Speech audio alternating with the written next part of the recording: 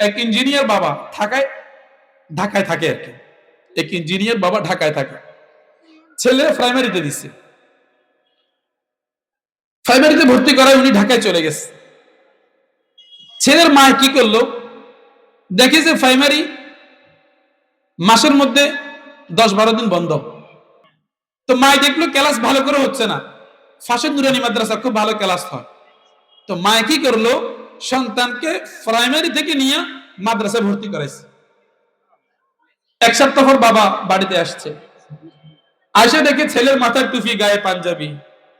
Engineer সাহেব ভীষণ রাগ স্ত্রীর উপর, তুমি এটা কি করলা, আমার বাচ্চাটার তো ধ্বংস করে দিলা, মাদ্রাসা দিয়ে দিলা, ধ্বংস হয়ে গেছে।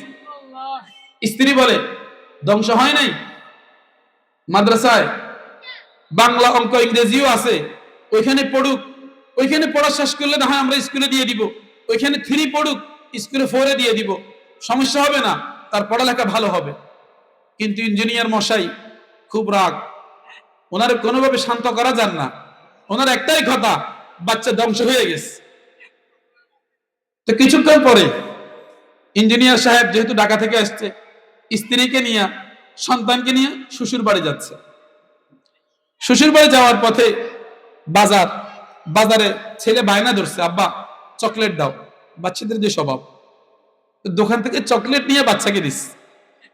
বাচ্চা চকলেট চুষতেছে, চুষতে চুষতে চকলেটটা বাচ্চার মুখ থেকে মাটিতে পড়ে গেছে। তো বাচ্চা কি করছে, ওই যে হুজুরে শিখাইছে, পড়ে যাওয়া জিনিস পরিষ্কার করে উঠিয়ে আবার খাওয়া কি সুন্নাত। তো বাচ্চা লজেস্টারে আবার মুইসা উঠাই মুখে দিয়ে দিস। এই তো ইঞ্জিনিয়ার সাহেব স্ত্রীর উপর চটে গেছে, দেখছো কত নোংরা কাজ, কত নিচু কাজ তোমার ছেলে করলো। বাবা তুমি এটা কি করলো, এটা কোথায় শিখলা, যে জিনিস পড়ে যায় এটা তো পচা জিনিস উঠিয়ে মুখে দেওয়া যায় না, তুমি এটা কি করলা। ছেলেকে আমাকে হুজুরে শিখাইছে, সারছে, আরো মুশকিল হয়ে গেছে।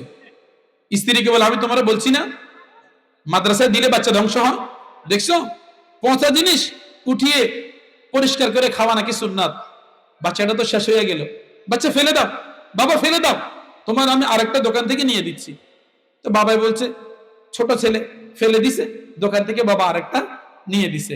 আল্লাহর হুকুম, শ্বশুর বাড়ি ঢুকার আগে একটা বাঁশের ফুল আছে। কিসের ফুল? বাঁশের ফুল চিনেন নি? বাঁশের এখন বাঁশের এটা পার হওয়ার সময়, পুরুষ তো শক্ত মানুষ, মহিলা তো একটু নরম। এখন বাবা সন্তান পার হয়ে গেছে, কিন্তু ইঞ্জিনিয়ার সাহেবের স্ত্রী, ছেলের মা পার হওয়ার সময় বাঁশ ফিসলাইয়া খালে পড়ে গেছে, কাদা মাটির মধ্যে অর্ধেক ঢুকে গেছে। ইঞ্জিনিয়ার সাহেব তো এখন মহা মুশকিল, স্ত্রী ছাড়া গেলে কি শ্বশুর বাড়ির খানা আছে না। এখন স্ত্রীকে টানাটানি করে উঠানোর জন্য, কাদা থেকে উঠাবে। তখন ছেলে বলে, বাবা ছি ছি বাবা, পচা কাজ, তুমি না একটু আগে বলছো পড়ে যাওয়া জিনিস ময়লা হয়ে যায়, নোংরা হয়ে যায়, সেটা উঠিয়ে মুখে দেওয়া যায় না, তুমি এটা ছেড়ে দাও, তোমাকে বাজার থেকে আরেকটা আম্মু আমি কিনে দিব। তাহলে কোন শিক্ষায় ইঞ্জিনিয়ার সাহেবকে বিপদে ফেলছে? দুনিয়ার শিক্ষায়। আর বাচ্চাকে কোন শিক্ষায় এত বড় যুক্তিবিদ বানাইছে? কোরআনের শিক্ষায়। ইঞ্জিনিয়ার সাহেবের চোখ খুইলা গেছে, চোখ থেকে অশ্রু পড়তে শুরু হয়ে গেছে।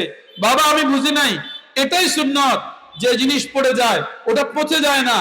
তোমার চকলেট পড়ে গেছে, ওটাও পচে যায় নাই, তোমার মা পড়ে গেছে, এটাও পচে যায় নাই, এটাকে উঠানো, এটাকে পরিষ্কার করা, এটাই নবীজির সুন্নাহ। সুবহানাল্লাহ। কোন জায়গায় পড়লে বুদ্ধিজীবী হওয়া যায়? না, স্কুলে পড়লে, কলেজে, ইউনিভার্সিটিতে। এমন কোন বিদ্যালয়, বিদ্যাপীঠ পৃথিবীতে নাই যেখানে পড়লে বুদ্ধিজীবী হওয়া যায়। কিন্তু মাদ্রাসায় পড়লে বুদ্ধিজীবী হওয়া যায়। বলে হুজুর আপনি কইলেন আমরা মানলাম না। না, আল্লাহ বলছে ইয়াসিন ওয়াল কুরআনিল হাকিম, কোরআন হচ্ছে বিজ্ঞানের কিতাব, কোরআন হচ্ছে বুদ্ধির কিতাব। তো বুদ্ধির কিতাব যে পড়বে সে তো বুদ্ধিজীবী হবে। হ্যাঁ, বুদ্ধির কিতাব যে পড়বে সে তো কি হবে? বুদ্ধিজীবী হবে। প্রকৃত অর্থে আলেম ওলামারাই বুদ্ধিজীবী। কিন্তু পশ্চিমারা আমাদেরকে দেখায় যে কলেজ ইউনিভার্সিটিতে পড়ে, সে প্রস্রাব করে পানি নেয় না, যে আল্লাহ খোদা চিনে না, সে বুদ্ধিজীবী। হ্যাঁ, বুদ্ধিজীবী কে? যে দিন শিখে, যে কোরআন পড়ে, সে হচ্ছে বুদ্ধিজীবী। আল কাইয়িসু মান দানা নাফসাহু ওয়া আমিলা লিমা বাদাল মাউত ওয়াল আজিজু মান আতবা হাওয়াহা ওয়া তামান্না আলাল্লাহ। নবীজি বলছে বুদ্ধিজীবী কে? যে নিজেরে চিনছে মানে আখিরাতের প্রস্তুতি নিছে। সুবহানাল্লাহ। ছোট্ট একটা ঘটনা দিয়ে শেষ করি।